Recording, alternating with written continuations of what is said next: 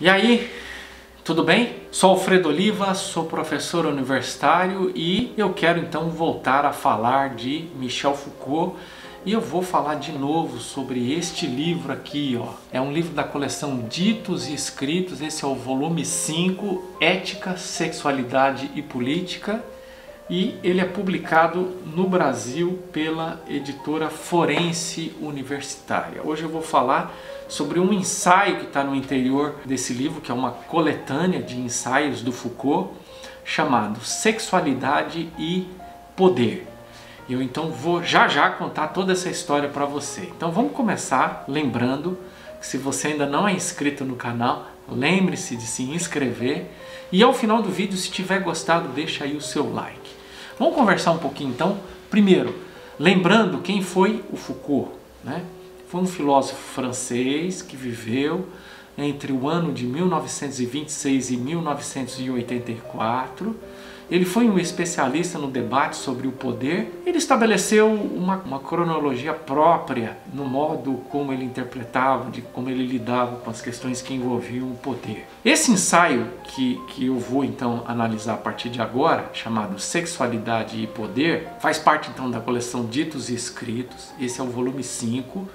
Lembrando que a edição publicada entre nós aqui no Brasil, né, ela é feita em 10 volumes.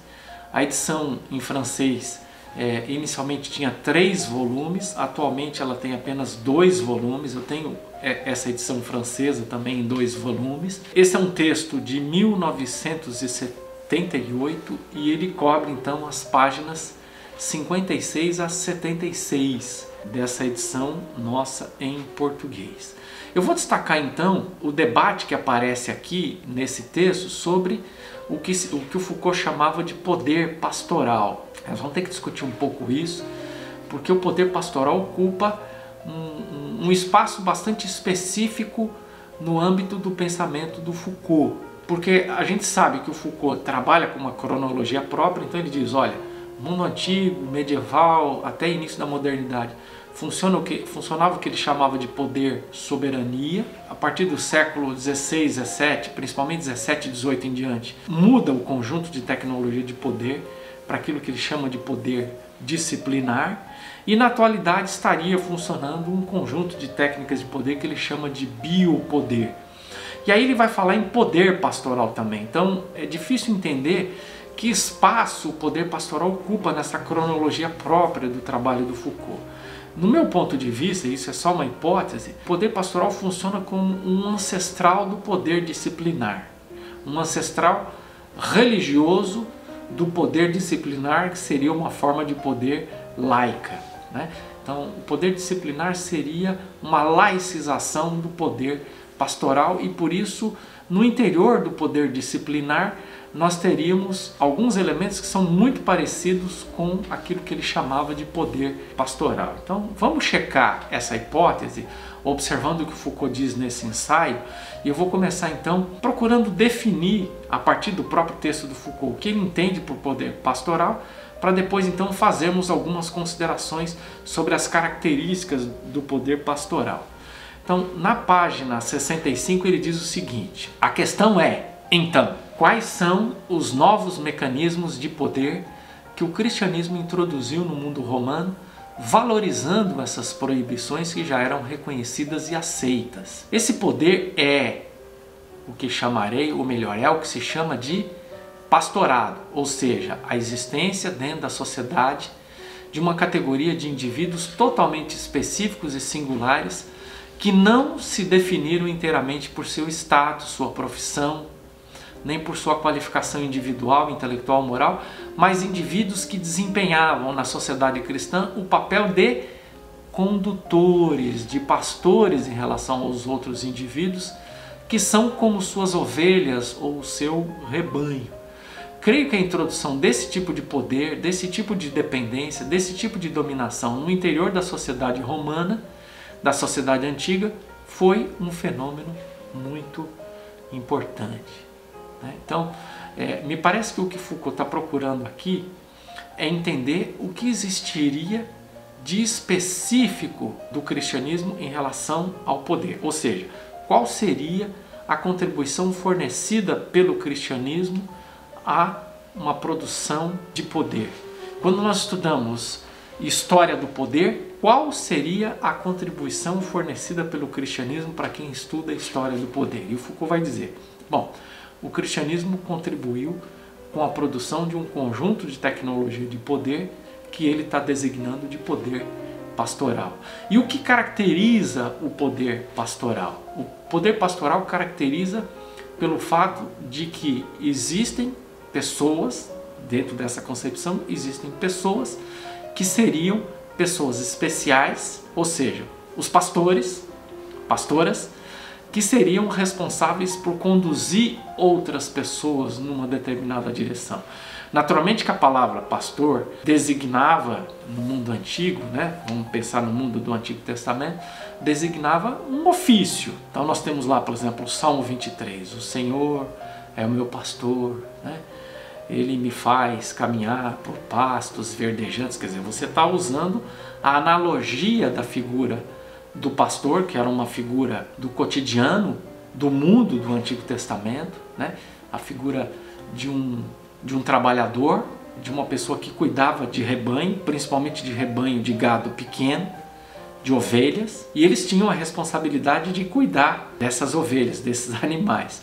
Você transfere essa experiência da vida pastoril, né, para o mundo metafórico e diz, bom, Deus cuida da gente como pastores e também existem figuras que vão cuidar umas das outras como pastores e pastoras, né?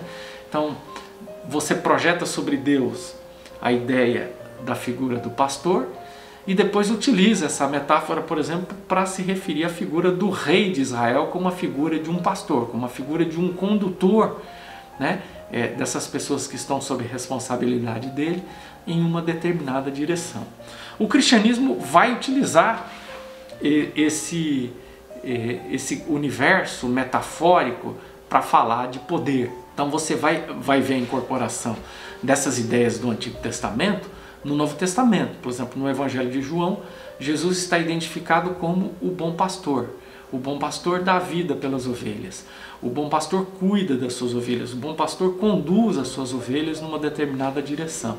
Então, o cristianismo usa todo esse conjunto de ideias presentes na literatura bíblica para fazer a sua própria produção de ideias acerca do poder e vai utilizar isso, né? Vai dizer, bom, então existem homens e mulheres, sobretudo homens, que são pessoas especiais e que devem conduzir outras pessoas numa determinada direção. E para o Foucault, essa é a grande contribuição do cristianismo nesse debate sobre questões que envolvem o poder.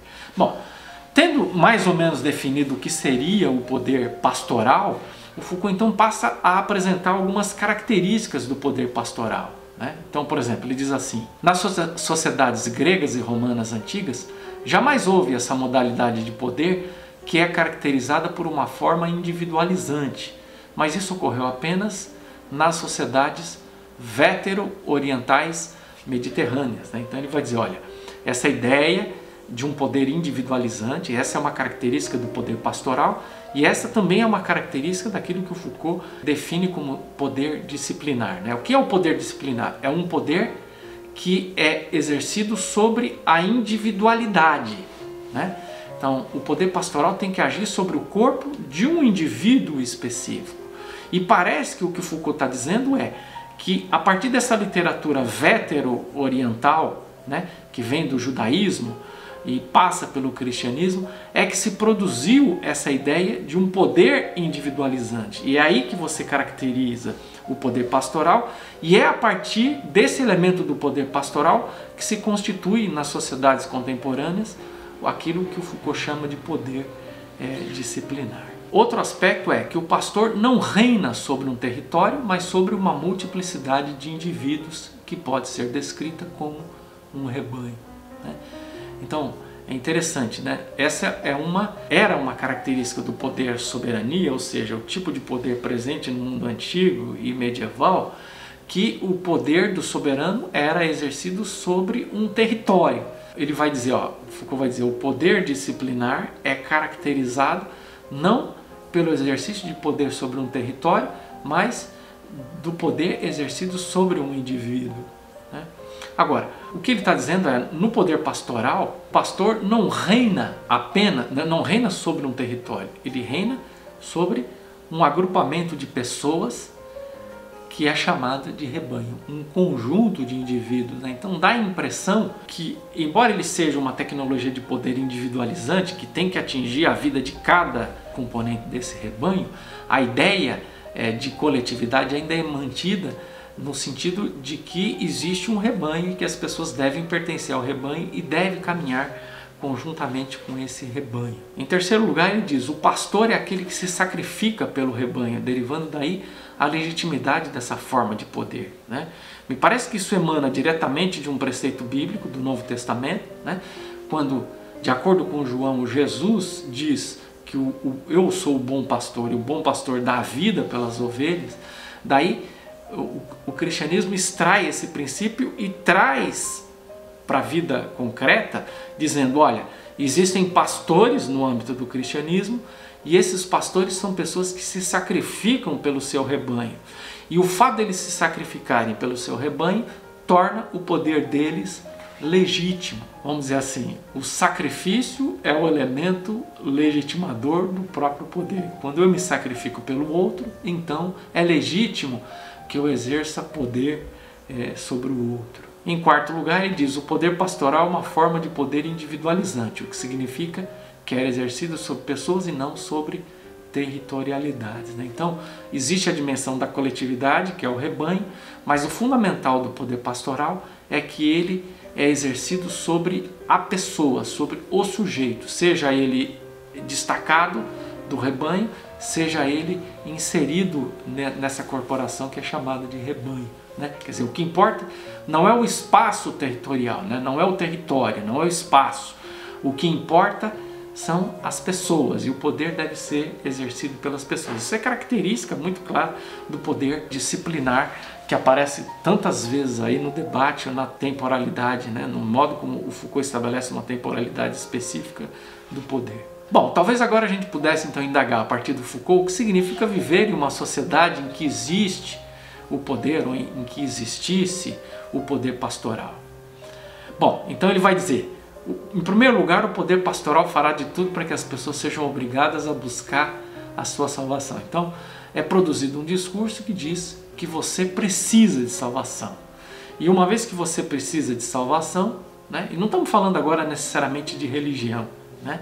Quer dizer, se você pegar o âmbito da política não religiosa, existe esse discurso de que você tem algum déficit, você tem alguma necessidade que não é atendida e, portanto, essa necessidade precisa ser atendida. E se essa necessidade precisa ser atendida, você precisa de alguém que possa suprir a sua necessidade, né?